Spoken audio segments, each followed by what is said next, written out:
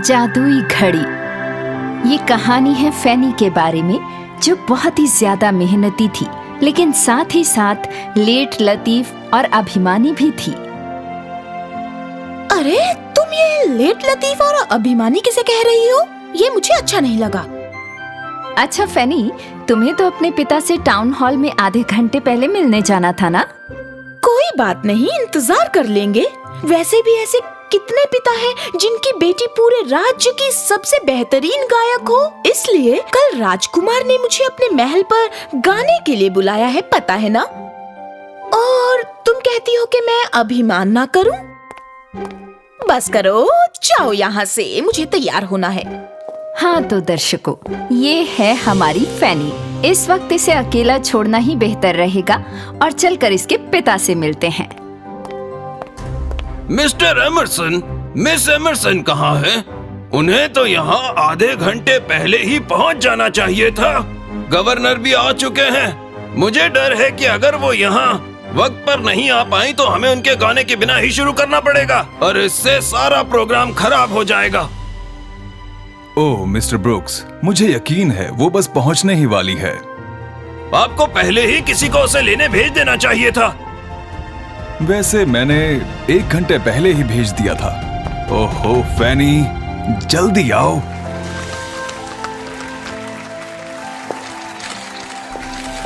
ओह पापा, मैं बहुत शर्मिंदा हूँ।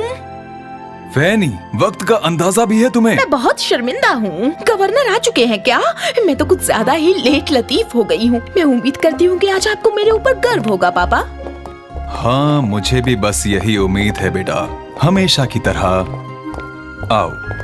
हमेशा की तरह इस बार भी फैनी ने कमाल गाया। हर कोई उसकी तारीफ कर रहा था और उसकी कमाल की गायकी का दीवाना हो गया था। वो अपने आप में एक स्टार थी और जैसे ही वो बाहर आई, उसे एक आदमी मिला। हेलो मिस एमरसन, हम लोग हेल्प चिल्ड्रन फाउंडेशन से आए हैं और हम लोग एक चैरिटी शो करना चाहते हैं। हम चाहते हैं कि आप वहाँ आकर गाएं। क्या हम इस बारे में मिलकर बात कर सकते हैं? अच्छा, अभी तो मैं जरा थक गई हूँ। वैसे कल ये महल आकर गाना गाने वाली है और फिर इसकी गॉड मदर भी इससे मिलने आने वाली है। तो क्या आप परसों 2 बजे के बाद आ सकते हैं? ओह हाँ बिल्कुल सर, आपका बहुत बहुत शुक्रिया। वैसे ये तो सच था कि अगले दिन फैनी की गॉड मदर फेरी प्रॉम्प्ट फैनी के साथ लंच करने के लिए आने वाली थी। वैसे उन्हें फेरी प्रॉम्प्ट के नाम से इसलिए जाना जाता है क्योंकि वो वक्त की एकदम पाबंद हैं। तो अगर वो कहें कि वो 12 बजे आएंगी तो न कभी 10 मिनट देर से आएंगी और न ही 10 मिनट पहले, बल्कि पूरे 12 बजे पहुंचेंगी। तो 12 बजते ही फेरी प्रॉम्प्ट ने फैनी के घर की घंटी बजा दी। नमस्ते मैडम, आइए अंदर आइए। मुझे तो लगा था कि फैनी आकर दरवाजा खोलेगी। अभी तो नहीं आई, पर मुझे यकीन है वो पहुंचने वाली हैं। तो आप तब तक आराम कीजिए। वही हुआ, फैनी वहाँ नहीं थी। वो तो अपने एक दोस्त के घर पर उसकी नई नई ड्रेसेस के मजे ले रही थी और जब तक वो घर वापस आई तब तक 2 बज चुके थे। ओह गॉड मदर, मैं बहुत ज्यादा शर्मिंदा हूँ, माफ कर दीजिए। ओह कोई बात नहीं, तुम्हारा इंतजार करते हुए मेरी आंख लग गई थी, आराम ही मिला। अच्छा हुआ।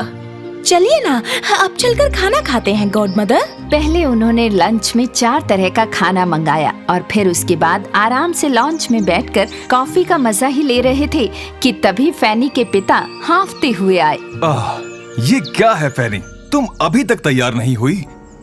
कहाँ के लिए पापा? लगता है आज तुम मेरा सर शर्म से झुका ही दोगी। क्या तुम्हें याद नहीं कि आज हमें 4 बजे महल पहुंचना है? वक्त देखो जरा, तुम्हें बिल्कुल भी फिक्र नहीं है। मैंने तुमसे कहा था कि 3 बजे तैयार रहना। अब हम वक्त पर नहीं पहुंच पाएंगे। अरे नहीं, ये तो बेचारी मेरी वजह से भूल गई थी क्योंकि मैं बातें कर रही थी। जरा 1 सेकंड रुको। ये लो, देखो कितनी सुंदर दिख रही है ना? जाओ अब जाओ। जरा 1 सेकंड। ये पहन लो। ये क्या है? ये तोहफा मेरी तरफ से मेरी गॉड डॉटर के लिए। ये एक घड़ी है जो तुम्हें तुम्हारी सारी अपॉइंटमेंट को याद रखने में मदद करेगी। और 10 बजे तक आ जाना, ज्यादा देर बाहर न रहना। ठीक है गॉड मदर, आपका बहुत बहुत शुक्रिया। और फैनी फिर से छा गई। राजकुमार और बाकी सभी मेहमान फैनी की खूबसूरत आवाज के दीवाने हो गए थे। घड़ी 10 बजाने ही वाली थी और 10 बजते ही फैनी की गर्दन पर लटकी घड़ी जोर से बजने लगी। मुझे चलना चाहिए राजकुमार। और इस तरह फैनी को वक्त पर निकलना पड़ा। जब वो घर वापस जा रहे थे तो उसके पिता को गर्व महसूस हो रहा था। उन्होंने उससे एक वादा किया। फैनी बेटा, मुझे तुम पर बहुत गर्व है, इसलिए मैं तुम्हें वो ब्रेसलेट खरीद कर देना चाहता हूँ जो तुम बहुत वक्त से खरीदना चाहती थी। ओह, शुक्रिया पापा। मेरा तुमसे वादा रहा, हम कल ही जाकर वो ब्रेसलेट खरीदेंगे। सबसे पहले हम सुबह 10 बजे ज्वेलर के पास जाएंगे और उसके बाद 11 बजे हम बुटीक जाएंगे जहां तुम अपने लिए कुछ नए कपड़े खरीद सकती हो। और फिर 12 बजे हम AAA में लंच करेंगे। उसके बाद 2 बजे हमें चैरिटी मीटिंग के लिए मिलना है और फिर शाम को 7 बजे ग्रैंड ऑडिटोरियम में तुम्हारी शानदार परफॉर्मेंस के साथ डिनर। और फिर 10 बजे हमें स्टेशन भी पहुंचना है। तुम्हारी दादी जो आ रही हैं, याद है? अगर तुम उन्हें लेने जाओगी तो वो तुम्हें देखकर बहुत खुश हो जाएंगी। ओह हाँ पापा, मुझे कल का बहुत ज्यादा इंतजार रहेगा। तो इस तरह वो सुबह 10 बजे ज्वेलर के यहाँ पहुँच गए। वहाँ के हीरे, मोती और पन्ने देखकर फैनी की खुशी का कोई ठिकाना ही नहीं रहा। वो तो सारा दिन उन्हें निहारने में गुजार सकती थी, लेकिन घड़ी ये नहीं करने दे सकती थी। जैसे ही 11 बजे घड़ी बजनी शुरू हो गई। पापा, क्या आप इस घड़ी को बाहर ले जाएंगे प्लीज? अच्छा ठीक है। हे मिस्टर एमरसन, ये आवाज किस तरह की है? ये कैसी डरावनी आवाज है? मैं यहाँ और नहीं रुक सकता। फैनी, ये लो अपनी घड़ी और यहाँ से जल्दी बाहर निकलते हैं। ठीक है, चलिए चलते हैं यहाँ से। वैसे वो करना तो नहीं चाहती थी, लेकिन फैनी को अपनी सुबह की सारी अपॉइंटमेंट्स रखनी पड़ी। लेकिन जैसे ही वो घर पहुंची, उसने घड़ी को निकालकर अलग रख दिया और दोपहर में आराम करने के लिए लेट गई। अगर कोई मेरे बारे में आकर पूछे तो उनसे कहना मैं आराम कर रही हूँ और कहना मैं उनसे मिल नहीं पाऊंगी। और 2 बजे चिल्ड्रन चैरिटी फाउंडेशन के लोगों ने आकर घर की घंटी बजा दी। हम यहाँ मिस एमरसन से मिलने आए हैं। अच्छा, वो तो आराम कर रही हैं। वो तो अभी नहीं मिल पाएंगी। ये क्या है? क्या ये घड़ी बज रही है? मिस, यहाँ क्या हो रहा है? छत पर कोई ठक ठक कर रहा है क्या? चैरिटी वाले लोग आ गए हैं क्या? जाओ जाकर उनसे कहो मैं अभी आती हूँ। और फैनी को मिलना पड़ा, लेकिन वो खुश नहीं थी। उसने सोच लिया था कि वो घड़ी को अपने पास नहीं रखेगी। तो उसी रात जब वो ग्रैंड ऑडिटोरियम में परफॉर्म करने जा रही थी, उसने बग्गी को रुकवाया और घड़ी को एक खाई में फेंक दिया। और ऑडिटोरियम वहाँ से बहुत दूर था। उसने इस बार फिर से कमाल का गाया। सभी ने उसकी तारीफ की। हाय मैम, आपकी आवाज कोयल से कम नहीं है। क्या आप हमारे साथ डिनर करेंगी? फैनी, देखो 10 बजने वाले हैं। अब हमें स्टेशन के लिए निकलना चाहिए। ओह, छोड़िए ना पापा, ड्राइवर को बोल दीजिए दादी को ले आएगा। मैं यहाँ थोड़ी देर और रुकना चाहती हूँ।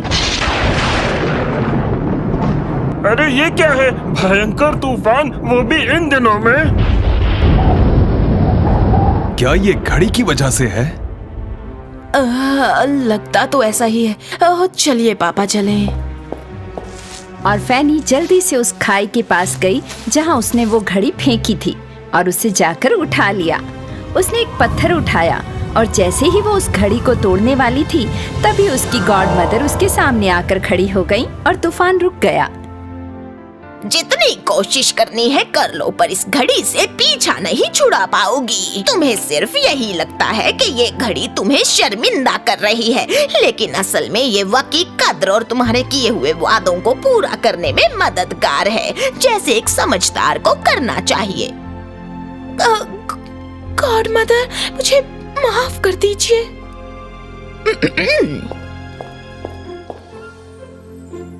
अब जाओ, तुम्हारी दादी इंतजार कर रही होंगी तुम्हारा। हाँ। फैनी जल्दी ही स्टेशन पहुंच गई। उसकी दादी उसे देखकर बहुत खुश थी, इतनी खुश थी कि उसकी आंखों में आंसू आ गए थे।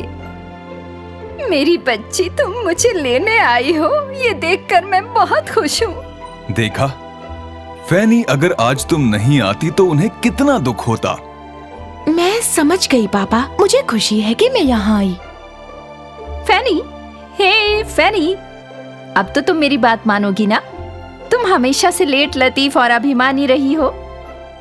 हाँ ठीक है, तुम सही थी, मुझे माफ कर दो। खैर चलो ठीक है फैनी, अब तुम एक अच्छी इंसान बन गई हो तो मैं इनाम में तुम्हें एक हैप्पी एंडिंग देती हूँ। और मेरे दर्शकों, धीरे से जैसे जैसे घड़ी ने उसे वक्त पर काम करने के लिए मजबूत किया, फैनी को भी ये एहसास हो गया था कि अपने काम को वक्त पर करने का मजा ही कुछ और है। जब उसने अपने वादे पूरे किए तो सभी लोग खुश होते थे और उनकी खुशी देखकर उसे इतना मजा आता था जितना उसे कभी लेट, लतीफी और अभिमान दिखाने में भी नहीं आता था। और फिर घड़ी को कभी भी जबरदस्ती शोर करके फैनी को मजबूर नहीं करना पड़ा।